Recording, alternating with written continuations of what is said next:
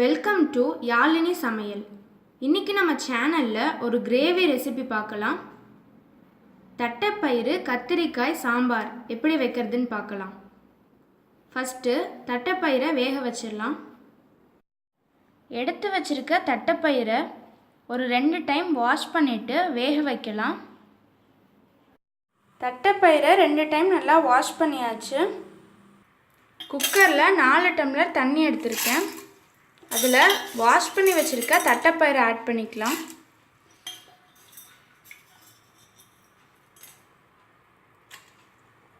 இதில் மஞ்சள் தூள், ராக் சால்ட். இப்போது குக்கரை கவர் பண்ணி வச்சிடலாம். இப்போது இதை 2 விசில் வச்சு வேக வச்சிடலாம். வேக வச்சுட்டு எடுத்து காமிக்கிறேன். தட்டைப்பயிறு நல்லா வெந்துருச்சு. ப்ரெஷர் ரிலீஸ் ஆன பிறகு ஓப்பன் பண்ணியிருக்கேன். பருப்பு பாருங்கள் எப்படி இருக்குன்னு.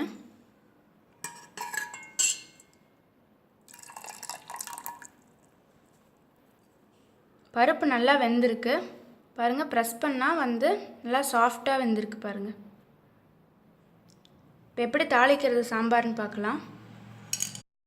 கடலை எண்ணெய், கடுகு, சின்ன வெங்காயம் 1 கை, கருவேப்பிலை, வரமிளகாய் 2, கட் பண்ணி வச்சிருக்க தக்காளி 1, புளி கரைசல் சிறிதளவு, சாம்பார் மிளகாய்த்தூள் 2 ஸ்பூன்.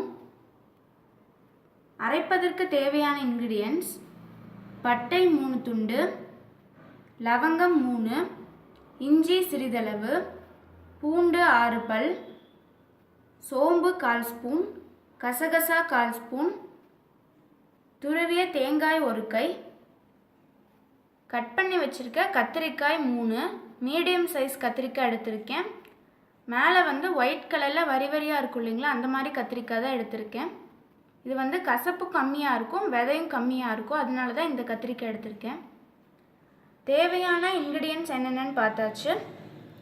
ஏற்கனவே பருப்பை வேக வச்சுருக்கேன், அதையும் காமிச்சிருக்கேன்.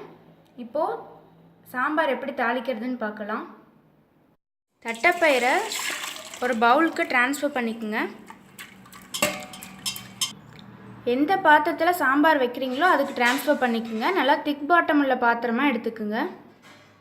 ஸ்டவ்வை ஆன் பண்ணி மீடியம் ஃப்ளேமில் வச்சுக்கோங்க. நான் ஏற்கனவே 4 டம்ளர் தண்ணி ஊற்றி வேக வச்சுருந்தேன். இப்போ 1 டம்ளர் தண்ணி ஆட் பண்ணியிருக்கேன். சாம்பார் எவ்வளோ தேவையோ அந்தளவுக்கு ஆட் பண்ணிக்கோங்க. நெக்ஸ்ட்டு இதில் கட் பண்ணி வச்சுருக்க கத்திரிக்காயை ஆட் பண்ணிக்கோங்க. நெக்ஸ்ட்டு கட் பண்ணி வச்சுருக்க தக்காளி ஆட் பண்ணிக்கலாம். நெக்ஸ்ட்டு எடுத்து வச்சுருக்க சின்ன வெங்காயத்தை ஆட் பண்ணிக்கலாம். இந்த ரெசிபிக்கு சின்ன வெங்காயத்தை கட் பண்ணி ஆட் பண்ண வேண்டியதில்லை, முழுசாகவே ஆட் பண்ணிக்கலாம். அதுதான் நல்லா டேஸ்ட் கொடுக்கும். நெக்ஸ்ட்டு சாம்பார் மிளகாய்த்தூள். இது எல்லாத்தையும் ஆட் பண்ணி நல்லா மிக்ஸ் பண்ணிக்கலாம்.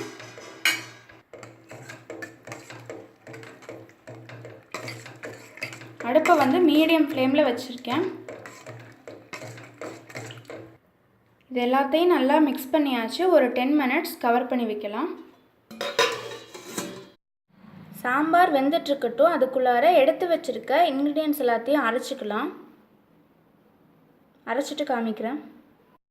எல்லா இன்க்ரீடியன்ட்ஸையும் நல்லா ஃபைன் பேஸ்ட்டாக அரைச்சாச்சு.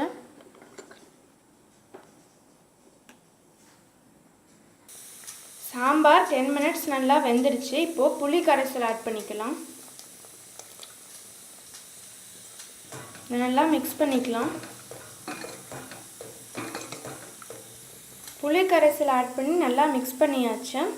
இந்த ஸ்டேஜில் உப்பு இருக்கான்னு பார்த்துக்குங்க. நம்ம பருப்பில் தான் உப்பு ஆட் பண்ணி வேக வச்சுருக்கோம்.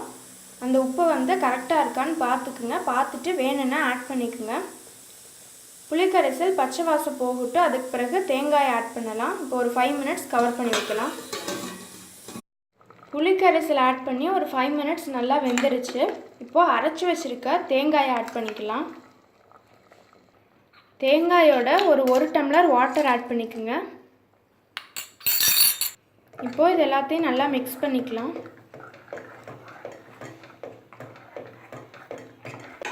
இப்போ இது எல்லாத்தையும் நல்லா மிக்ஸ் பண்ணியாச்சு.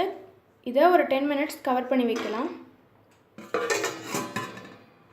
அது வேகிறதுக்குள்ளே சாம்பார் தாளிக்கிறதுக்கு ஒரு வாணலியில் 1.5 ஸ்பூன் கடலை எண்ணெய் ஆட் பண்ணிக்கலாம்.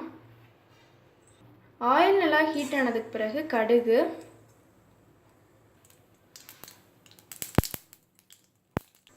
கடுகு நல்லா பொரிஞ்சதுக்கு பிறகு கருவேப்பிலை, வரமிளகாய்.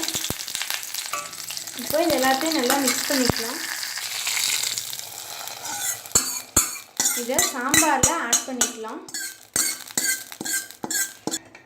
சாம்பாரில் ஆட் பண்ணி மிக்ஸ் பண்ணிக்கலாம். சாம்பார் நல்லா வெந்துருச்சு. கன்சிஸ்டன்சி பாருங்கள். இப்போ ஸ்டவ்வை ஆஃப் பண்ணிடலாம். இதை சர்வ் பண்ணிடலாம். தட்டைப்பயிறு கத்திரிக்காய் சாம்பார் ரெடி ஆயிடுச்சு. இதை பாயில்டு ரைஸோட வச்சு சர்வ் பண்ணுங்கள்.